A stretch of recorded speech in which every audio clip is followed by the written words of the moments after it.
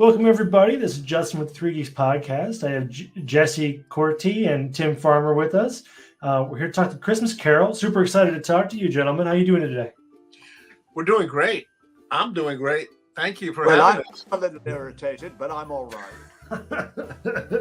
So let's talk Christmas Carol. It's incredible. It is the longest running production, right? Did I have that right? Yes, it is. At least with us, it's been running since the late 60s, and it's taken several different variations and things, but the one that we're doing now is a Broadway caliber type of show where you have Broadway actors, you have professional actors, and the whole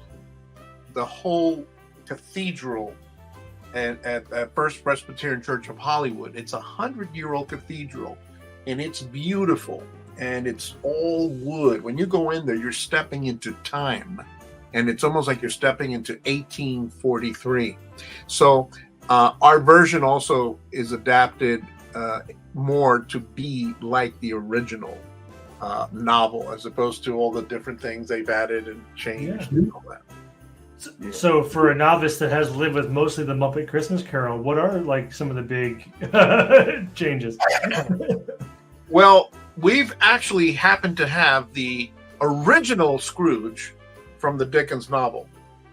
And that is huge, because when I met Scrooge, I said, listen, and he's out of time. He is a person who has this mean streak to him, but I'm able to get him on stage to do what we need him to do.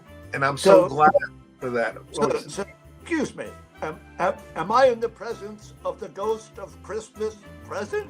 Is that who you are, Jesse Corti? I don't understand. No. No, you brought me into the future. Is that what you're saying? Kind of. So uneasy. I can't. Where am I anyway? I don't know. Anyway, so all right. Well, keep going. Well, I was just very happy. I have to tell you, Justin, that when you do, I wear my Les Mis because obviously I love Les Mis, and I was in the original production on Broadway. But this show has that kind of feel of time. Okay. And it's lit, and it's that you hear every word. The songs are beautiful and everything, but it's a story of redemption, and it's a Christmas story. We're not changing things to it. Like you mentioned the Muppet movie, right? I happen to kind of like the Muppet movie because it really tried to stay within the story of what it was. Sure. It didn't let the culture. There's like 4 different productions going on in LA, Justin. Oh, okay.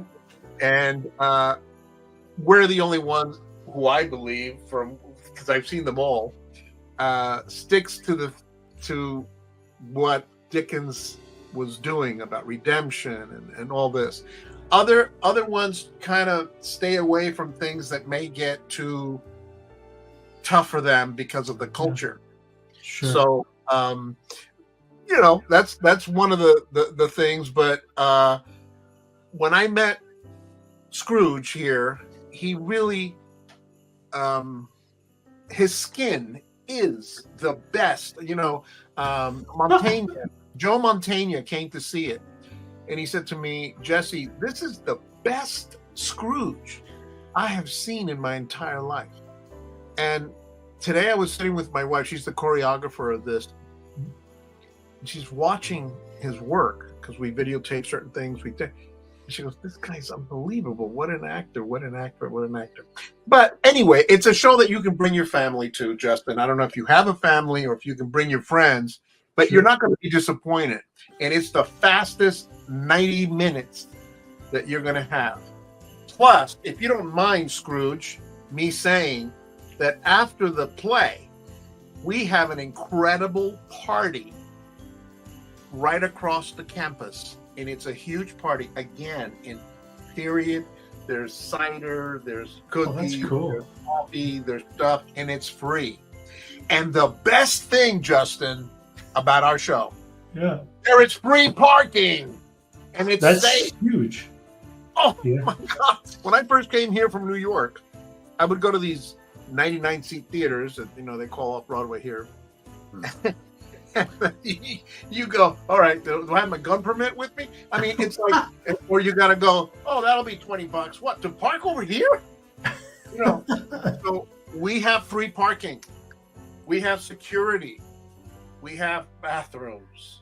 We have a party afterwards for 10% of what it would cost you to go to the Amundsen or to go to one of the other theaters.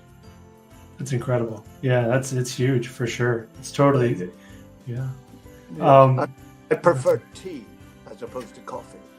That's fair. Yes. Well, Scrooge, you're the one who's ticked off that we're charging so little for our show. But we're not about making money. We're about spreading the good word, the redemption story, the God story, without making money. All you think about is money. Well, most of the time, yes, that's true. Until the end of the play, of course. But yes. You bring me on these programs. I always think they're about wealth management. So I was a bit lost there at the beginning, but I'm grateful for the kind words. Thank you so much. Yes. I feel like Scrooge is about to sell us an NFT. This is great. Justin, what about you? Do you go to theater or Christmas events? If I may ask you.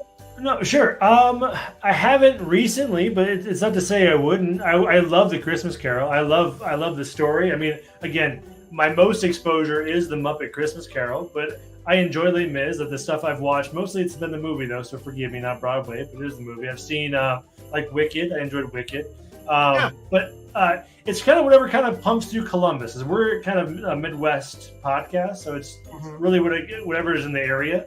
But I would love to check out the Christmas Carol. I would go and check it out for sure. I've done like different music-based Christmas stuff, but not necessarily a play. But I'm down to go for sure. It sounds really fun. Well, if you come, you'll be my guest. Please, I would love that. Yeah. Yes. Sorry, Scrooge. It wouldn't bother me at all, especially if there's money involved. So, I will bring my wallet for sure. But I have to tell you, being from New York and living in California now, you're not a geek. You're like a good, got your head on your shoulders, and I don't know about this geek. Sure. Totally fair. I do get very geeky about certain topics, and I do love talking film, but I appreciate is it compliment? I do appreciate that I do not reflect the look of a geek. I appreciate that very much. Yeah. And it's about storytelling. I think that when you start your show, you start a story. Well, today I got over here. I'm sorry I'm late, guys. Whatever it is. Yeah. It's all about telling a story, how you tell a story. And in theater, as in film, as in TV, if you don't mind, Scrooge, me just talking for a bit here, there are 5, every movie, everything that you go to see, Justin, is based on 5 themes. 5 themes. And it's how you tell any one of those 5 themes.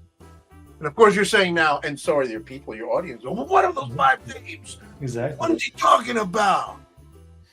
Well, it's all about, when you're a little kid, you sit around and you go, how did he get here? What's this about? What's going on? But the 5 things is God versus man. Man versus man. Man versus the environment. Man versus himself. And what is the 5th one? Well, next time I'm your guest, I'll tell you what the 5th one is. But now you have the 4 out of the 5. But just know when you're watching a movie, you're going to say, that crazy guy in that He was right. he's a geek. So This is what he's talking about, and it's how you tell it. You know, we all incredible. yeah. It's anyway. That's what I. Now let me tell you, getting off for 1 second. 1 second, Scrooge. Can you just peel off your skin and be Tim Farmer, the actor, the person who brings the pages to life? It's really a magnificent production. It's an honor to be in it. It was an honor to be asked to do it. It is the joy of my life. I've been on Broadway. I've done a couple of films. I've done a couple of TV movies. I've done lots of commercials in my career, but I don't act anymore. As we spoke about earlier, you know, I'm half owner of a set building company here in Los Angeles. But the only time that I really get to perform anymore is as Ebenezer Scrooge. And it has become my whole focus. And truth be told, I truly feel I am meant to be here at this moment in this show, doing only Ebenezer. It's the hardest thing I've ever done, but I get more joy out of this every night than anything else in my life these days, and I feel completely blessed. That's awesome. So to piggyback off of that, is it just kind of a question of getting into the Scrooge character like pre-redemption? Is it hard to kind of get in that miserly mindset of just being like, I'm gonna nickel and dime everybody, I really don't care about you, like I want just your cash, that's all you're good for? Like, is it hard to get in that mind space? There are days when it is a little more difficult, but you know, as actors, we're trained in various techniques to help us arrive there. But usually, as soon as I put that costume on, I can just step right into it like a second skin. So, and that's part of the joy of it too. And of course, we'll call it the redemptive scene is always about great joy, relief, and huge joy, really realizing that I've been given a second chance, and that I can face all the problems with new joy, and just accept the fact that I can be a wonderful, helpful friend to Tiny Tim and Bob Cratchit and the rest of the world, because I've got money, I can spend it, and I can spread it around. That's awesome. That's great. And Justin, the thing with Dickens, you know, sometimes we get excited about the writers of you know, C.S. Lewis, Narnia, and you have Tolkien with The Hobbit and you know, Lord of the Rings. That Dickens was the original big writer. Sure. His stuff has been translated to more languages and has been published in more places and has been done in more movies and more things than any other author. And it's a story. The reason it appeals to you is because it's his story. So Scrooge, when he deals with Scrooge and he deals with all these people and the story about when Scrooge was a kid, because, you know, you go back in time of who he was. Scrooge, or Dickens, in his life, he had to pay for his father's debt. I take out a student loan and I pay $150, and the guy says, "You're going to pay it or not? Give me your kid. He's going to work in the factory for me." He did that, and there was tremendous poverty, and kids worked 20 hours. I mean, there was no 8-hour day work, and there were no 16. You know, you're 16. Right. So those were the things that he was dealing with, outside of his novel that he wrote when he was like 31. And he wrote this, he had 6 kids, 1 on the way. He was super famous. He would sell out, let's say the Kodak Theater here for us is a big theater, or any theater, Pantages. He could say, "I am going to be reading my book." And it would pack the places. They couldn't keep him just to hear him read. He thought himself as an actor as well. So this is such an interesting character. So when you're seeing this, the reason it grabs you is because it's truthful in who he was, and it's really telling his story.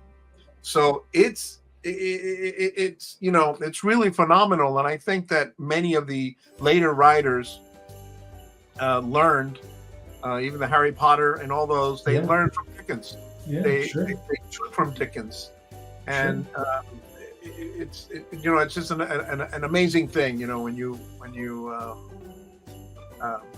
just find out who this guy was. Sure, yeah, it's quite an impressive human for sure. A bunch of literature behind him. So, to kind of think about the Christmas Carol as a Broadway production, and in this great venue, like, what were the challenges of kind of putting on a great show in that location? Were there any, like, anything that stand out to you in terms of well, many? Yeah, Tim, actually, I'll let Tim talk a little bit about. He had to build the set. Tim is also an incredible designer, and he said, "You know what? I'll design this, and I will build it to fit the venue of this." Tim, you can talk a little bit about it, because that's a great question. If you remember, Jesse mentioned earlier, our church is 100 years old this year, and it's built in a English Scottish style with coffered ceilings, painted panels, hand painted panels in the ceiling, huge beams, all carved, and it's stunningly beautiful. We have a huge pipe organ in the church, and the choir sits next to the pipe organ. They're elevated. So we have basically the floor and then the ceiling. So we can't light this show like you would in a real theater. It's 100 years old. There's not enough power in the church to really light it the way we would like to light it. There wasn't even really a performance platform. The first year we did this, we used the platforms that the church owned. Gotcha. And a lot of parents were worried that their kids that were in the play might just fall off of it. So the second year, fortunately, because I have access to scenery that we have built in the past, I was fortunate enough to save a dozen platforms that I could renovate so that we could pull our stage out almost 8 more feet and square it off. And we have a proper performance stage. Sure. Now. But the set itself is not like any other Christmas Carol you've ever seen. We have to have a unit set that, by bringing in props or furniture, we create different locations. So it was the only way I could see this as a designer to do it was to mimic the actual architecture of the church in the doors and the panels of wood and stuff. And we use different doors as different entrances. And as I was thinking about this, there are 5 large green upholstered wooden arm chairs that the pastors would sit in before the service began. And those are locked into place. I couldn't move those. So I built a wall in front of them. And in front of the center one, I decided to do pocket doors that closed in the center. And of course, I was thinking of the reveal of the Ghost of Christmas Present when the doors open. And so I'm going to try to do the camera. So the doors open to reveal our Christmas present in one of these green chairs, and he gets up and walks through them. And so many of the ghosts, that was the kernel of the idea, you see. And then at any rate, I put other doors in locations, and basically it's through lighting. And as Jesse pointed out, with his direction, good storytelling that really create the atmosphere for A Christmas Carol. Awesome. So it's been a huge challenge, but the last 2 years that we've done this, the audience has just adored it. And, and it just goes to show you can tell it. If you tell a story well, you can tell it anywhere. Sure, of course.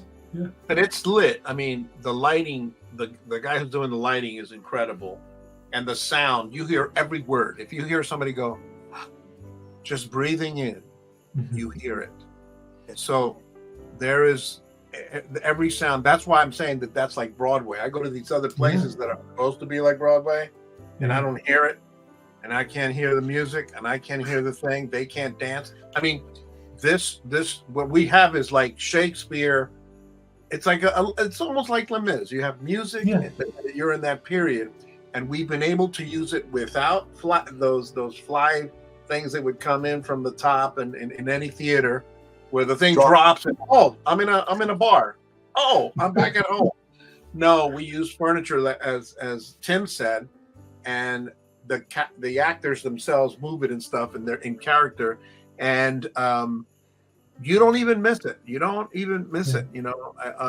So it's quality. It's quality stuff. It's quality stuff. So I'm very happy that Tim has been able to create two things: the set and this incredible Scrooge.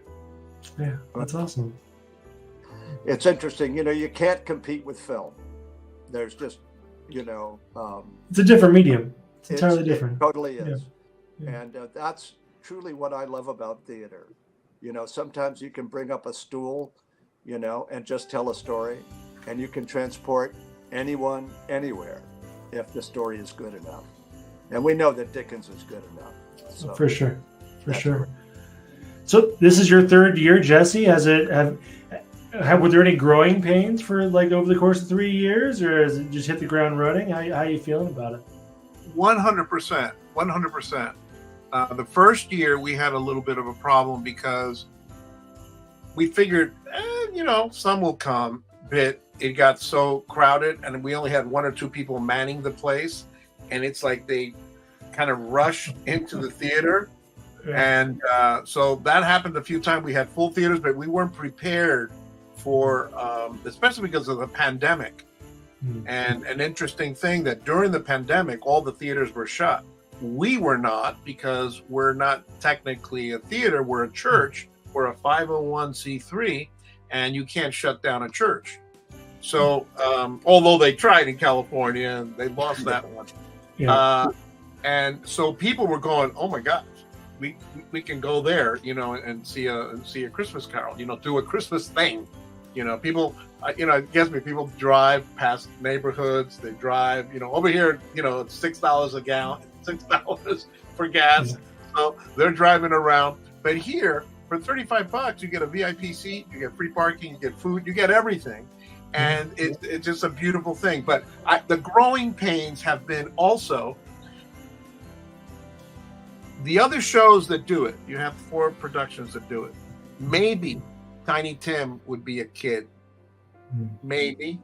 And he may be small. We have been blessed, Justin, that we have kids in our show. We have kids in our show. So then what? When you have kids in the show, you have parents that are with you all the time when you're directing, when you're the thing, and you have to fill for their needs and everything else.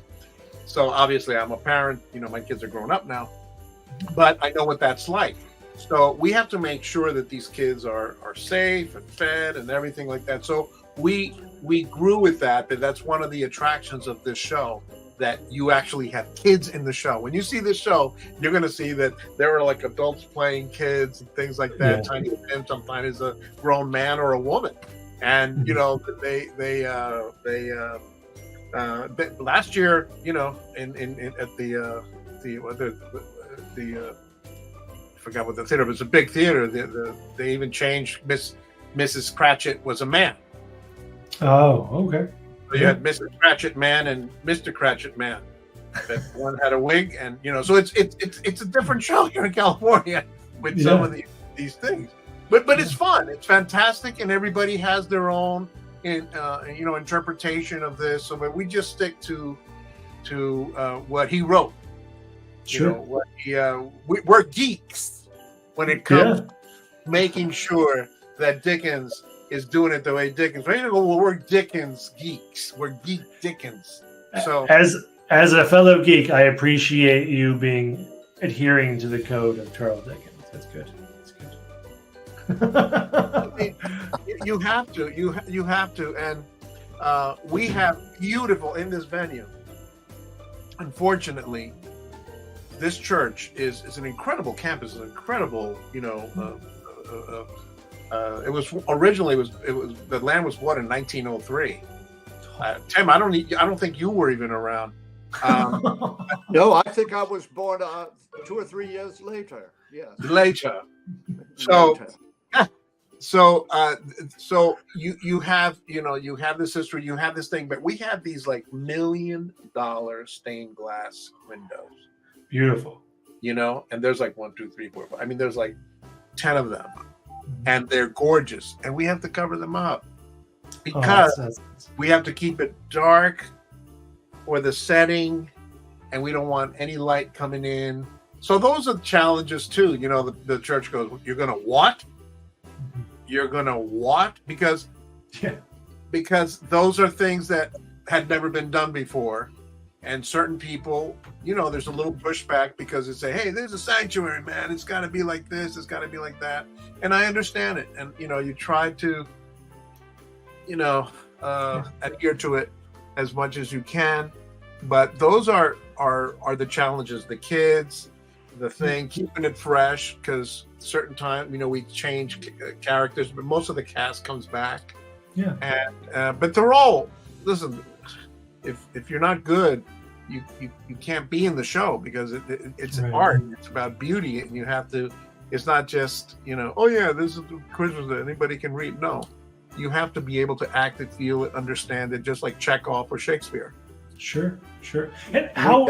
Oh, God, sorry. Sorry, I just wanted to add something. We have there are elders. Jesse happens to be an elder at our church. I'm a deacon, and there are a few people who are quite a bit older than we are, who gave us a little pushback and really thought it might be like a little church play. They were very surprised when they came to see it. Yeah, pleasantly surprised, I hope. Yes, totally surprised. Yeah. I didn't know it was going to be like this.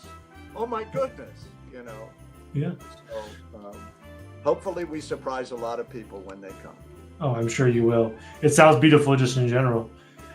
So going back to my high school days of being a theater kid, a lot of fun stuff happens like during rehearsals and things like that. Do you have any fun stories of just any rehearsrsal things or anything like that? And maybe it's so professional that doesn't come up, but I don't know. Do you have any fun stories there? It's so funny. Tim, were you going to say something? No, I started to. No, the thing is I'm so focused on. What happens is, I'm sure there's stuff from other people that had things happen. Yeah. Tim is. They treat him like Scrooge, and nobody talks to him. And then at the end of the show, they start talking to him. But what's fun of our show, because we and some of the actors, my wife is also, she was in Cats on Broadway. Yeah. She's a choreographer. She choreographed it and she adapted this. Mm-hmm. So before we rehearse, we always do a warm-up, which in California, sometimes they go, "What? We warm up?" Yeah, you have to warm up your body. You have to warm up. So those things sometimes to people and then as we progress in our rehearsals, they get more used to, oh, wow, this is what you do. And then they're relaxed and they step into that circle of being able to not be embarrassed or not being able to do this. So you're warmed up, whether it's vocally or whether it's physically. So those are the things that for certain people, when they first hear it, they go, "What? You're going to do what?" But the professionals, they go, "No, we do warm-ups. We this is what we do. But we haven't had the only thing that we have is that we have a sanctuary that has never had a Broadway set on its premise. Sure. And that's something that kind of throws people off. People come into during Christmas, they come in and they're like, what is this? Because it sets, the setting is we still have worship, we still do all our thing, but so I think for the people who come in to visit, it's more shocking to them, if that, than it's like you're going to St. Patrick's Cathedral, and you're expecting to see St. Patrick Cathedral with the thing, and then all of a sudden you see a Broadway design stage, and it stays on during the Christmas holidays. I mean, we even have, Tim brought in gas light posts, street gas post lights, and it looks just like you're in London. That's incredible. That's awesome. Yeah. So those things, and we have snow. So people come in and they go, oh my gosh, there's snow on the thing. So everybody pretends that they fall. They go, oh my gosh, the snow is so slippery, whatever. So we have snow on stage, and it's gorgeous. It's beautiful. And so those are little things that the kids, because some of these kids are from California, they're not used to the snow. Yeah. And they see it, they think, is this what it looks like? They go, yeah, this is it. That's incredible. So I think my last question around kind of the whole show, the audition process, was it a lot of folks from your church then, or was it kind of wide reaching? Because I know you and your wife are both very heavily into Broadway, so did you just pull a lot of friends from Broadway to show up, or kind of how did that go? Well, originally we always sort of knew that Tim would be the guy when this was brought to our attention. The first script that was brought to me, I said, we will never do this script. This is terrible. We can't do it. And they go, well, do you want? He goes, well, maybe we can adapt it. And Tim was always in my head. I knew Tim because he did Les Mis out here in California when I was in New York. And he's an actor, and I've seen his performances and stuff. So I knew he would be our Scrooge. But because it's LA, on this campus, we have two professional theater companies. I mean, we have one company, but two professional theaters that Tim actually helped build and was part of that company. So but those are 99 seat theaters. The venue we're doing is like 1,700 or 1,800 capacity. So we do have an open call, as we say, for people to come and audition. And we want people who kind of know our church and are professionals and are actors, so they don't,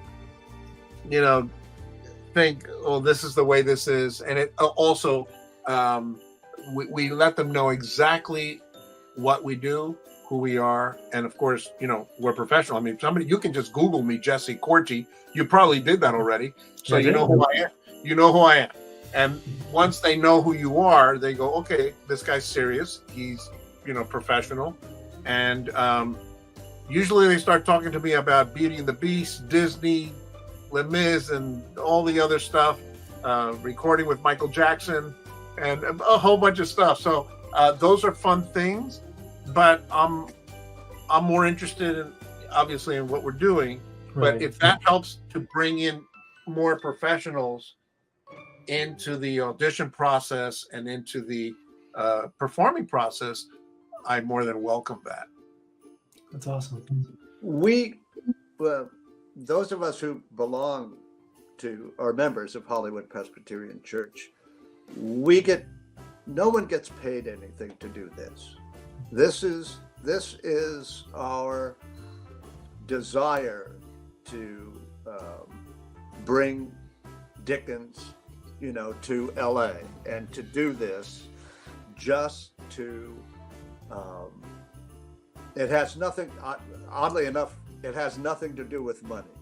Do you know what I'm saying? We I do. donate our time to do this because number one, we love the story. Number two, it's a great opportunity as an outreach to our immediate community and to California in general. We really want to bring more people to Hollywood Presbyterian Church. And we've kind of figured out that this is a pretty darn good way to do it, you know, by producing a quality show that people will remember. So it's a labor of love. That's awesome. I can't think of a better way to end this thing. Any other call outs, anything for the show itself? Any like technical stuff you want to call out? I kind of have the performances scrolling below. Do you want to tell the folks anything kind of specifics? Well, just opening night is this Saturday night. Awesome. And even though I don't like to say we're going to have a bunch of celebrities there tonight, Saturday night, we're also going to have celebrity. We have like 2 openings, which we can do because, you know, we can do that. And but I want to let you know that even though we give of our time, I don't get paid for this. My wife doesn't get. Tim doesn't. That our actors are, you know, they're given out an honorarium for their participation, and of course we feed them and stuff. We don't treat them like, you know, or you're just actors and you're doing this for God, or you're doing this because of whatever. Yeah. Because we're you know, we're professionals and we want to be that, but we are donating our time. But our Kimmy Walker is our producer of this show, and we have a lot of people. Julietta Corti is my wife, and she's the choreographer. And there are so many people that are involved, and designers that are involved with this, and the actors. So if you go to a Christmas Carol Hollywood.com, a Christmas Carol Hollywood.com, you can get your tickets there if you go. And I hope to see you. And also, I'm at every performance, which some directors don't do. And I am at every Fezziwig party. And if you go, come say hi to me, meet me. I would love to say hi and meet you and greet you. Awesome. There it is. Oh my God. Justin, you're too much. Come on now. Just trying to help. It'd be good. Yeah. Man. Cool. All right, perfect. Thank you so much, gentlemen. It was wonderful talking with you. I love the Christmas Carol. This is going to be a great show. I'm sure of it. Thank you. Please go out and see it. Yeah, thanks. Justin, God bless you. God bless you. And thank you for having us. Really. Of course. All right. Thanks, everybody.